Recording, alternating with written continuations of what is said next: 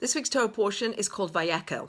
Last week, if you remember, we had the episode of Moses coming down after the episode of the golden calf. He comes down a second time. He comes down on Yom Kippur with the second set of tablets of stone after the debacle of the golden calf. And we have Moses coming down. This week's Torah portion begins with the assembling of the Jewish people. All the Jewish people are being assembled, and Moses is telling them the importance of Shabbat. It's really important, Jewish people, that you observe the Shabbat. That Shabbat is a space in time to have and concentrate and be focused on our relationship with God.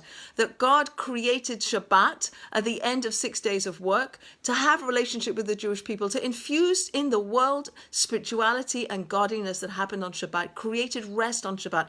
And it's incumbent upon us to do the same, to concentrate on our spiritual lives on this special day called Shabbat, where we concentrate on who we are as spiritual beings in relationship to God. That's a space in time that is created, that is fundamental to who we are as Jewish people, that we are people who testify that God created the world and God rested on the seventh day. We too do that. We too infuse the seventh day with spirituality and our building relationship with God.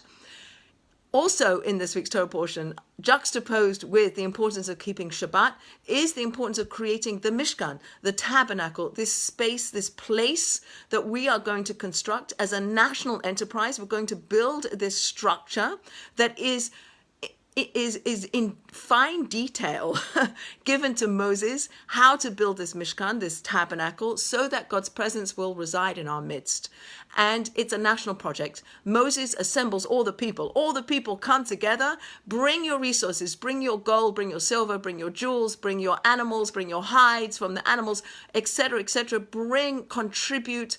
And people brought with their hearts open-heartedly, the wise-hearted and the open-hearted. And people were bringing, it was a national project to build this Mishkan, and people contributed with all of their resources. Moses is like the musical director. God is the composer. This is Rabbi Sachs speaking. God is the composer of how to build the Mishkan. Moses is the musical director, and Bezalel is the conductor. And the Mishkan, this tabernacle, is the symphony. So Bezalel is given the job of being the prime artisan, the prime director of how this Mishkan is going to be built. What's going to go where everything's going to be, what the vessels inside the Mishkan are going to be, and what the clothing of the priests inside are going to look like. All of that was given to Bezalel to be the main artisan, and he was imbued. It says in our oral tradition that he was 13 years old, and he's imbued with wisdom and with knowledge and with insight. It says it's Chochmah, Bina, Das, which is the acronym for Chabad, that these different wisdoms and ways of understanding the world were given as a gift to Bezalel, that he was given that gift to then be the one who's going to be the major director and the major conductor of this orchestra that's going to compose the symphony of the Mishkan. So Bezalel, we learn in this week's Torah portion, is the son of Uri. He's the grandson of Hur, and he's the great-grandson of Miriam, the sister of Moses and Aaron. And what do we know about Miriam and Hur is that they were two people who stood up and stood up for what was right. They stood up for what was the way to be in the world, even though it seemed like it was an impossibility that it could come that way. I'm going to give a couple of examples. So Miriam, as we know, was the older sister of Moses. When Pharaoh issued a decree that all the baby boys should be thrown into the river, Miriam's parents separated. So they wouldn't have baby boys that would get thrown into the river. And Miriam stood up to them, and she said, "You can't do that. If you do that, there'll be no Jewish people. There'll be no baby girls. Either you'll destroy the Jewish people if you don't continue to procreate." And based on her standing up and confronting her parents, so to speak, they came back together and they birthed Moses, who was obviously the savior of the Jewish people, and Aaron, and so on. And Miriam was somebody who stood up against what seemed like an impossible situation and said, "No, you parents have to keep going." She was also one of the midwives who kept delivering the babies, even though they were destined perhaps to be thrown into the Nile. She kept delivering these babies. She stood up and she did what was right. She did, even though it seemed like an impossible situation, she stood up for what was right. When we look at Hor, who was her son, after the Jewish people come through the Red Sea, we know they were attacked by the evil Amalekites.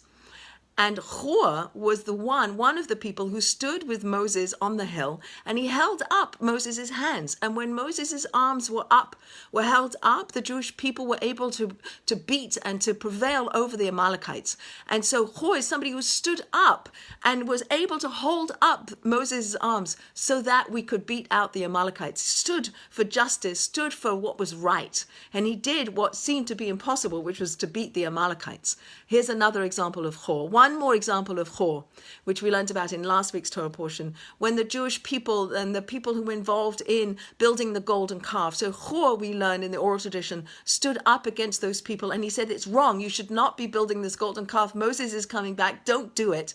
And we learn that he was killed for standing up and saying it's wrong and trying to stop the people from building the golden calf. So even though he was not successful in his endeavors, he stood up for what was right.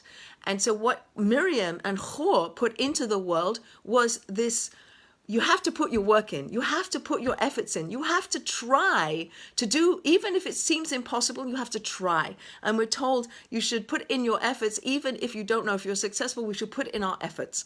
And so too, they were merited to have a grandson and a great-grandson, Bezalel, who was imbued with this knowledge and this wisdom and this insight so that he could use those talents to build the Mishkan, to build this space for God to exist in this world. The name Bezalel means in the shadow of God. In the shadow of God, meaning that Bezalel took all of his divine gifts of knowledge and wisdom and insight and used it to build the Mishkan correctly, such that the divine presence could rest.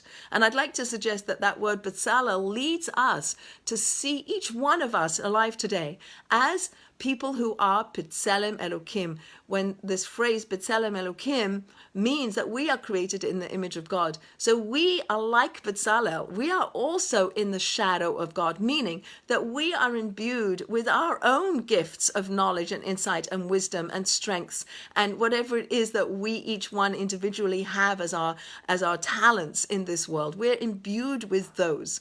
And it's our job to use them to bring godliness out into the world, just like Bezalel had his wisdom and his insight and his knowledge that he used to build the Mishkan so God's presence could come down into this world. So too we use our talents and our insights and our knowledge and our skill set. Each one of us has our own skill set that is a divine gift that we are enjoined to use to bring godliness into the world. And I would even suggest, when we go back to the way in which Moses tells the people to please bring a contribution, bring your wealth, bring what you have, redistribute what you have, because it's not really yours anyway, so give it away. Put it through this national project of building a Mishkan, building a tabernacle, a place for God. So too, how do we use our money? How do we use our resources, right? So we're enjoined to give to charities, to give, to redistribute our wealth, and to tzedakah, to redistribute it for good purposes, to bring godliness into the world. So when we do acts of kindness, when we show up for each other, when we go outside of our comfort zone, or even within our comfort zone, that we have an intention that I'm doing something, I'm paying a shiva call, I'm making a visit to somebody who's sick, I'm calling up somebody who I think is lonely, whatever it is I'm doing on a daily basis, I'm bringing godliness into the world through my body, through my actions, through my intentions, through my words. We, all of us, are like Bezalel, able to bring godliness into the world by using what we have, what we've been gifted with, our talents, our wisdom, our knowledge, our understanding, our resources, and we're building a world which has more godliness in it. And that's what I think we can learn from Bezalel.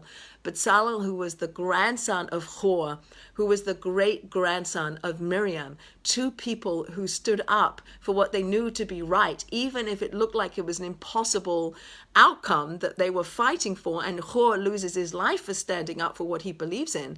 But we understand that on some level, the commentators teach us that he was rewarded with a grandson who was going to be this artisan, who was going to be the musical conductor that was going to be able to bring into the world and bring to fruition this amazing symphony that was the tabernacle, that was the Mishkan.